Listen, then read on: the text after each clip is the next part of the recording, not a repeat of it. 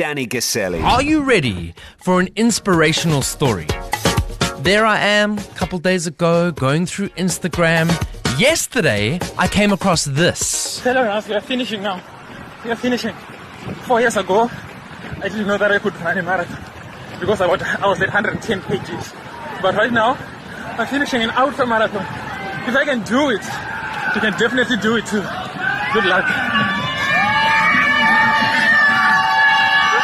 Right now, we're finishing. Now that man is with us. His name, Tanya Kufa. Welcome to East Coast Radio. Thank you so much. I really appreciate it. It's so good to be here and share this moment with you. Thank you so much. Listening back to that piece of audio now, how does it make you feel? It makes me feel really emotional, but at the same time, it also, it just kind of draws me back to that moment and really bring back that thought that really impossible is nothing if you want to achieve anything in this life, and if you're just really willing to put in the hard work, the consistent, and being patient. Now, before we talk about your weight loss journey and how it all started, tell me about the race yesterday. How did you feel and what time did you do? So yesterday was my first ever Comrades Marathon, and it was one of the hardest things that I've ever done in my life. If I'm just reflecting back on the race and everything that happened, it was emotional. It was tough. It was something that was really, really challenging emotionally, mentally, and physically. There were moments that I kind of realized that, do I have to do this? Am I going to make it? Yeah. Because it's such a long distance and the elevation is just crazy. So it was one of the toughest things that I've ever did in my life. I challenged myself. I flew down to Durban knowing that I want to get a silver on my debut Comrades Marathon. And I did just that. So it was such an amazing time. Just a silver. What is 7 hours, 30 minutes, around there? Yes, I saw silver is 7 hours, 30 minutes, and I finished at about 7 hours, 27. So I was just like 3 minutes in. It's just mind-blowing to think you're doing your first Comrades and you smashing a silver. Like, in your mind, are you thinking gold next year? What are you thinking? In my mind, I'm someone who is always willing to progress myself in my running and in my journey. So gold is like top 10. Yeah. So next year, definitely, I would like to work on my time more. So maybe next year we'll be looking for maybe sub 720. Wow. We can always go down and we can always do better in running. There's always room for improvement. So next year, I'll definitely be coming back for my back-to-back. But time-wise, of course, it's going to be inside 730 again. But maybe we're going to look at 720, 718, because impossible is nothing. Let's go back in time to Right. where you were 110 kilograms. Now, I'm looking at you now, and I just don't see how that's possible. Right. How did you, what shifted in your mind to go, you know what? I'm tired of this. I want to get fit. I want to get strong.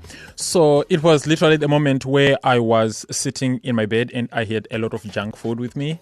And I forgot a sauce in the kitchen. So I was like, this needs more sauce. I need to get more sauce. Yeah. So as I was walking to the passage, there was like a mirror in the passage. And then I didn't have my t-shirt on. And then I just looked myself in the mirror and then I was like, no, I don't want to go on like this. That was literally the moment. And I was like, I can't keep on going like this, because I looked myself in the mirror. I was depressed. I was sad.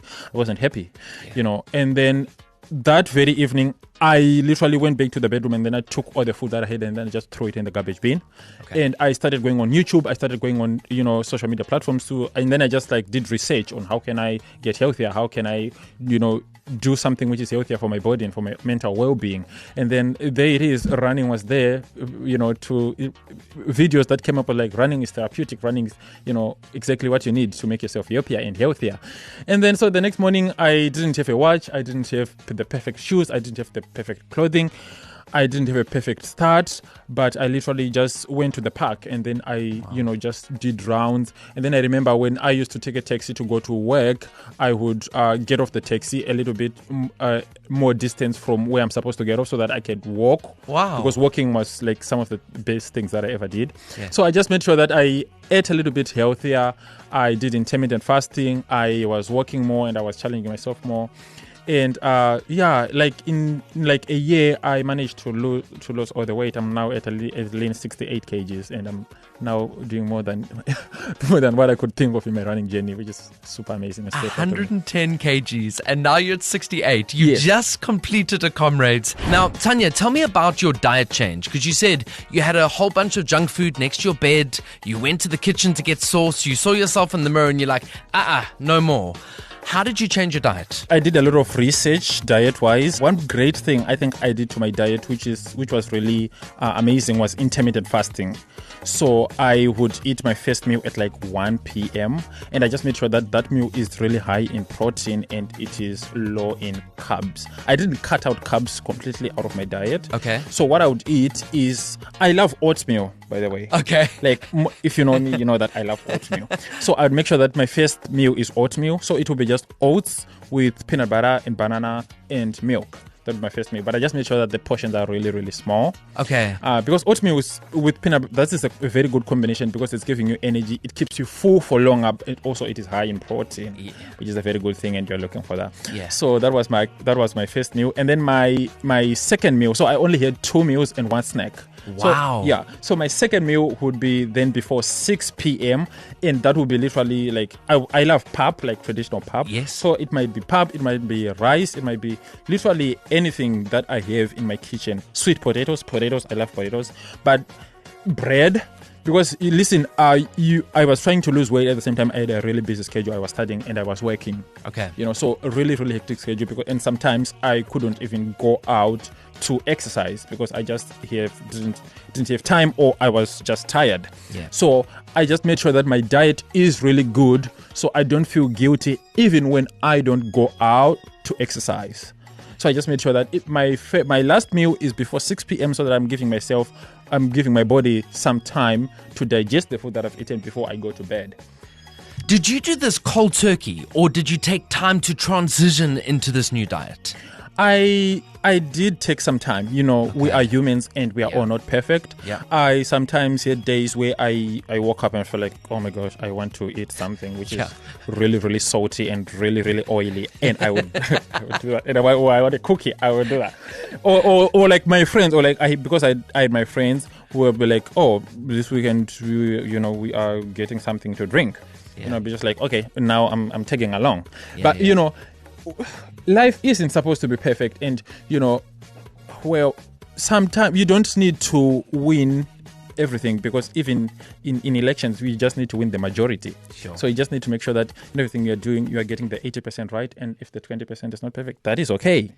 What is your message to someone who is in a slump right now, overweight, maybe unhappy, and they go, oh, I'm too busy to exercise? What is your message to that one person? Because I'm hoping they're listening to you right now and they go, wow, if you can do it, so can I. Let me get on this train of positivity. Listen to me. I really, really need I really need you to tattoo this on your brain. I always say this. Impossible is nothing. And I did it. You know what I mean? I was at 110 kgs, and literally right now I race a sub 3-hour marathon, and I just raced just got silver on my first ever Comrades Marathon. If you put your mind to it, if you stay disciplined, if you stay consistent, you will literally get absolutely anything that you want out of this life. You just need to work hard for it. You just need to stay consistent. You just need to be disciplined. And no one said it's going to be easy, because if it was easy, everyone would be doing it. And again, you don't wait for the perfect conditions to start. Don't wait for the right watch. Don't wait for the right shoes. Don't wait for the great shorts or the great whatever that runners are wearing out there. You just need to start. No matter you're wearing tracksuit pants or you're wearing a pair of jeans from 5 years ago, you just need to start, and you will get it. Honestly, you don't need to be perfect. You just need to start. That's it. Now, your amazing brother is with you here today, who also did his first Comrades. Yes. And he also did a fantastic time. Yes. I was at the top of Polly's, where Thirsty was. Yes. And every single runner I spoke to said the hardest part of the whole entire race was from kind of Nchanga all the way through and up Polly's. Right. What was the hardest moment for you? So the hardest moment for me was definitely Polly shots, because listen, that was my first ever Comrades Marathon. I had studied the route, but I didn't study the route well, and I had counted the hills, but I knew there was going to be 5 big hills. I had calculated the route well, but not really well. Okay. So there was a hill before Polly shots, which was quite steep, and in my mind I miscalculated it, and then in my mind I told myself, oh, this was Polly shots, let me give it my all. Okay. So I really emptied the tank there. I went for it. And then I was like, okay, when I was going down that hill, and then I was like, okay, Shots is done. Now I'm just cruising to the finish, and then there comes Shots. Yes. The real Shots. Oh man, that was that was just something else. That was, everything in me, I could feel it. My body, I could feel my shoulders, I could feel my heart. Everything in me was just, I was just tired. I was so drained. But again, I just remember that I came here with a goal. I wanted a silver, and I just kept on reminding myself that, you know what, you have it in you. You just need to keep pushing. You just need to keep moving. And I walked and ran a little bit in I ran and I walked. I ran and I walked in Shots. And then when I got to the crowd on top of Shots, it just like really, really carried me. I got refreshments. I ate a little bit. I took my last gel, looked at my watch, and I saw that I'm still inside the target. And I was just like, you know what, Tanya, let's cruise to the finish and get the silver. And I did it. That's how I did it. You are such a legend. Now, on your social media, you are inspiring people left, right, and center. Yes. If someone wants to follow your journey, how do they follow you on social media? You can follow me at Tanya Kufa Runfluencer on Instagram, and I'm Tanya Kufa Runfluencer again on TikTok. Or you can just type Tanya Kufa.